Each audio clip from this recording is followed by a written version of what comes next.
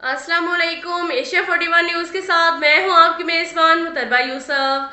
खबर शामिल करते हैं सरगोदा से। हमारे ब्यूरो चीफ मोहम्मद नदीम के मुताबिक district police officer doctor Rizwan की हदायत पर मंशियात फरोशों के खिलाफ कार्रवाई करते हुए SHO थाना कैंट ज़ीशान इकबाल ने assistant sub inspector Fayaz Ahmad के हमरा सुल्तान कॉलोनी रेड करके मंशियात फरोशी में मुलविस मुलजिम साकिब मसीह को मंशियात फरोख्त करते हुए रंगे हाथों गिरफ्तार कर लिया।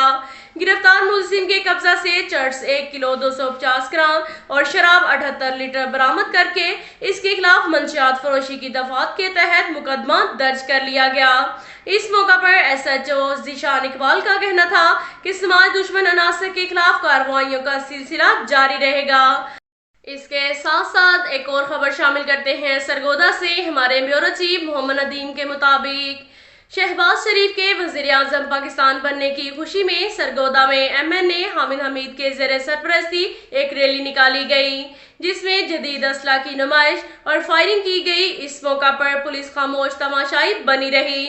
शहर में खौफो हिरास फैल गया, जबकि शहरियों ने DPO सरगोदा से मुतालबा किया कि हवाई फायरिंग करना कानूनन जुर्म है। इससे हवाई फायरिंग करने वालों के खिलाफ सख्त से सख्त कानूनी कार्रवाई अमल में लाई जाएगी।